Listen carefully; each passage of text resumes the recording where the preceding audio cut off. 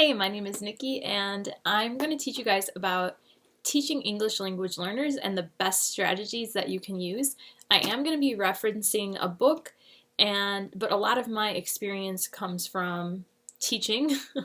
I've been an ESL teacher for a really long time. I started out as a volunteer when I was 17, and I did more volunteering in college.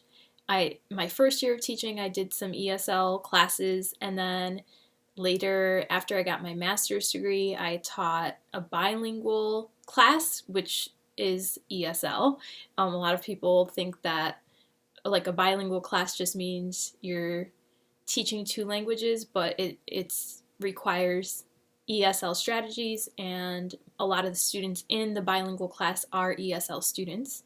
And then I've also taught dual language, which is similar to the bilingual classroom, except dual language lasts longer, whereas bilingual students eventually they get once they kind of like graduate from ESL, they go into a monolingual classroom, whereas dual language, it goes on usually through middle school or high school because they're really fostering mastering both languages.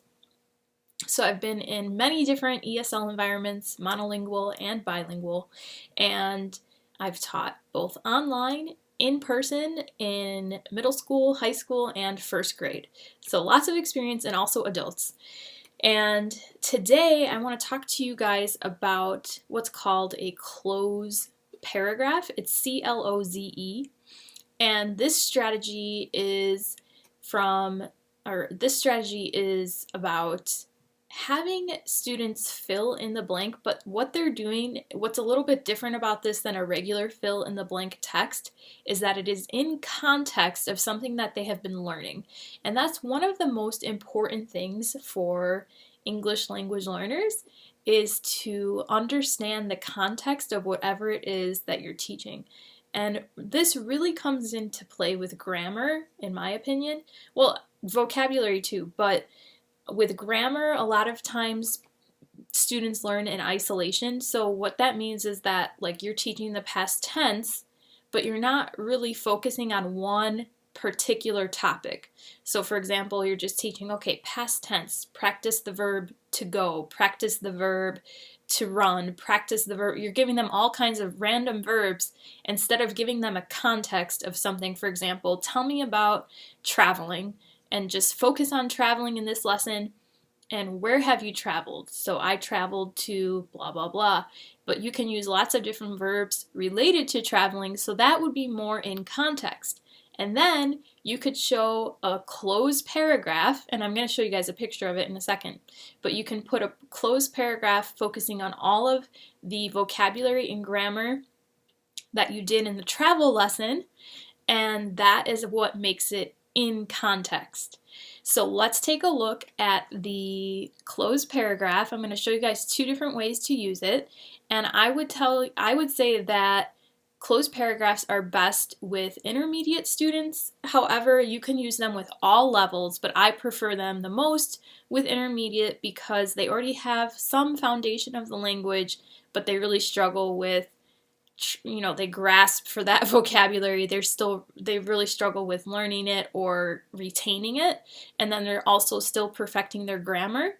And we can get into a little bit more about why it's really helpful with those things after I show you guys this.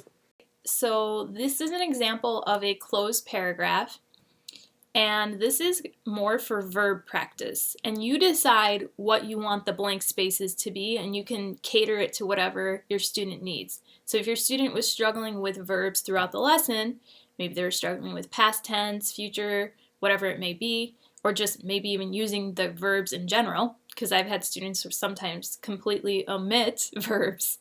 So here they would say pandas are black and white, they live in the forest and like to eat bamboo. I like them because they are so cute.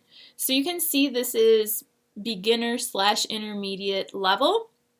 And like I said, I prefer it for intermediate students because it kind of touches on a lot of the different areas that they need.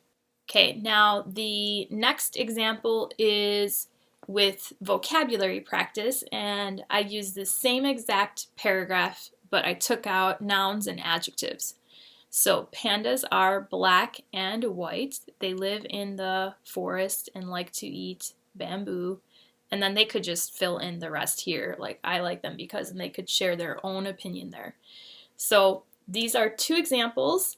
Now let's talk more about the benefits of using this in your classroom. So the reason that closed paragraphs are so beneficial is because, number 1, like we talked about, they're seeing it in context of something.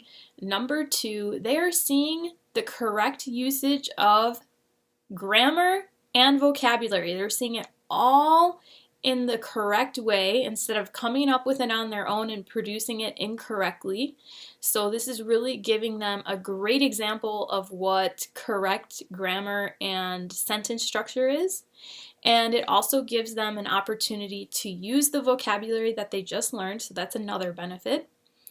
And I think a final benefit is that they can practice all of the words that they just learned.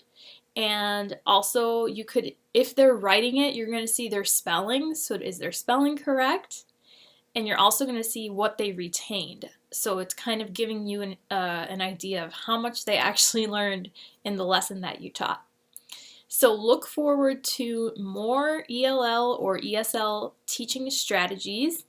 And I can't wait to see what you guys think of these, hear about how you use them, or if you use them before. I'd love to know if you also like them. But leave me a comment and let me know if you use this in your class, and if you plan to use it, I'd like to know how it goes for you. So come back to my channel and let me know if you end up using it for the first time and how it went for you. All right, thank you guys. See you in the next video. More strategies coming your way. Bye.